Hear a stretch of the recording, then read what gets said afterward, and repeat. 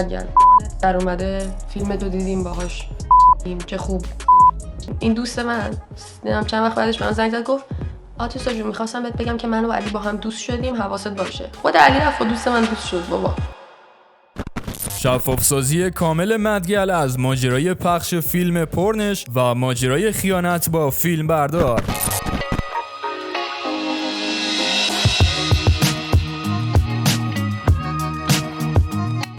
سلام به همراهان همیشگی کانال آلفا نیوز. برای حمایت از ما کانال رو سابسکرایب کنید، ویدیوهامون رو لایک کنید و زنگوله رو فعال کنید تا اولین نفر ویدیوهای ما رو ببینید و ما رو به دوستانتون معرفی کنید.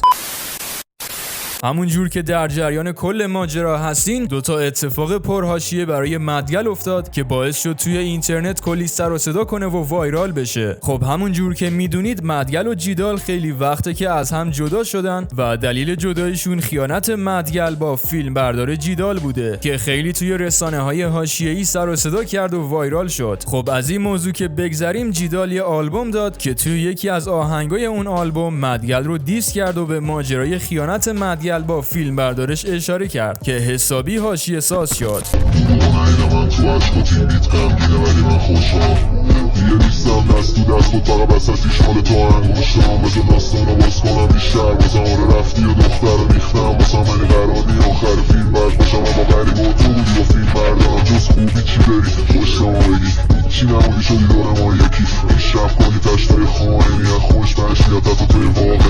که بعد از این اتفاق خود مدگل توی یک ویدیو واکنش نشون داد که قطعاً دیدین و این ویدیو حسابی جنجالی شد و باعث شد که ویو زیادی بگیره. که قبل از اینکه بریم سراغ ویدیو باید بگم که یه مدت نبودیم و واسه همین با این خبر شروع کردیم. خب همون جور که دیدین مدگل توی این صحبت‌ها از تمامی حاشیه‌هایی که درست شده بود واسش افشاگری کرد. از ماجرای فیلم پورن و از ماجرای خیانتش به جیدال هم گفت. در ادامه هم مدگل گفت که قصد داره از جیدال شکایت کنه و دقیقاً برعکس چیزی شد که همه راجبشون میگفتن که توافقی جدا شدن و با هم مشکلی ندارن.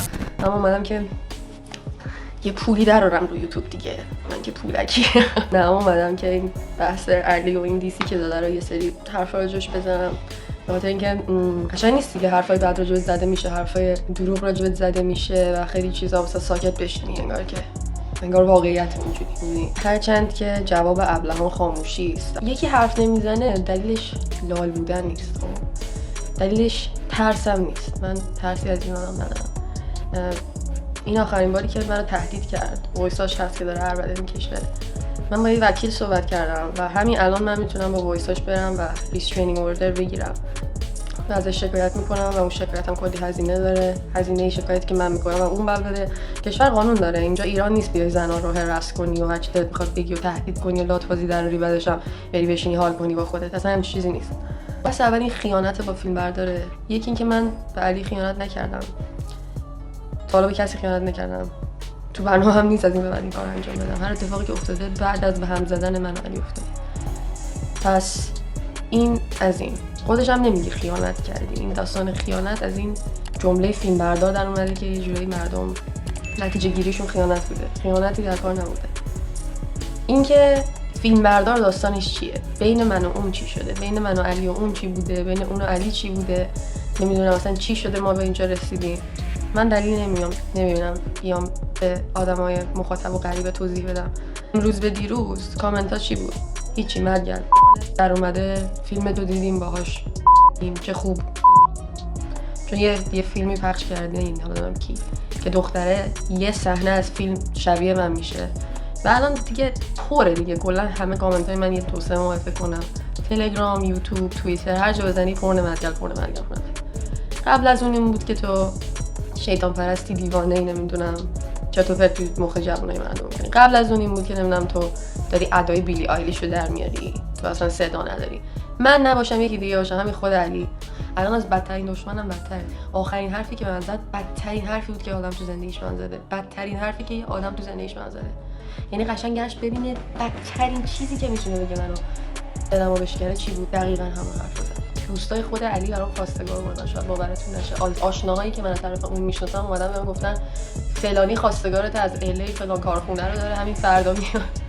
کدوم پولکی؟ برای حمایت از ما کانال رو سابسکرایب کنید، ویدیوهامون رو لایک کنید و زنگوله رو فعال کنید تا اولین نفر ویدیوهای ما رو ببینید.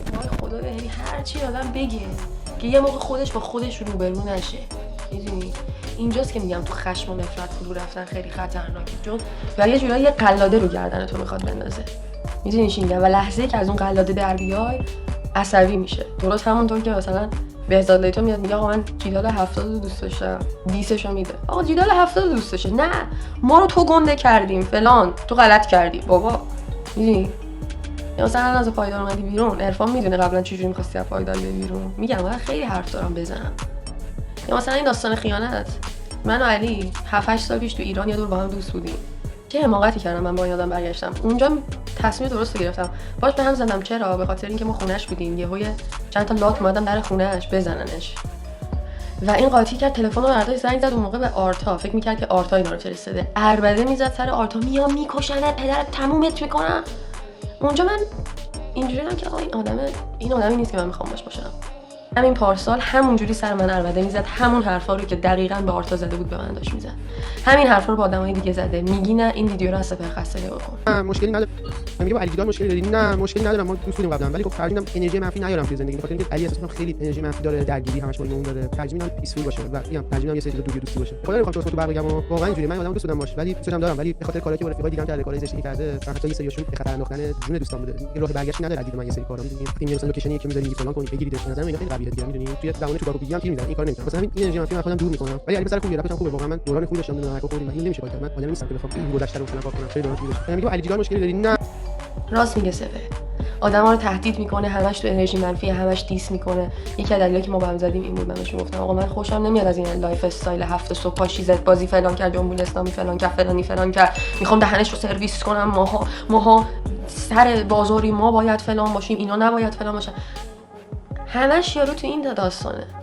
و ما به هم زدیم و اون موقع یک دوستی من داشتم که این دوست و این آدم همین علی به من میگفت ما این رفت و بعد نکنین، دختر خوبی نیست. من گوش نمیدادم. آقا من و علی به هم زدیم. این دوست من نمیدونم چند وقت بعدش به من زنگ زد گفت آتوسا جون می‌خواستم بهت بگم که من و علی با هم دوست شدیم، حواست باشه. خود علی رفت و دوست من دوست شد بابا.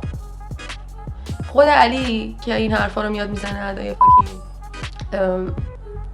مثلا آدم خوب رو در میاره، خودش همیشه عذاب وجدان داشت و رفته بود با زن رفیق صمیمیش که رفیق شیشکار بعدی هم نکرده بود. خیلی از این کارا کرده. تو چرا میای اینجا میشینی؟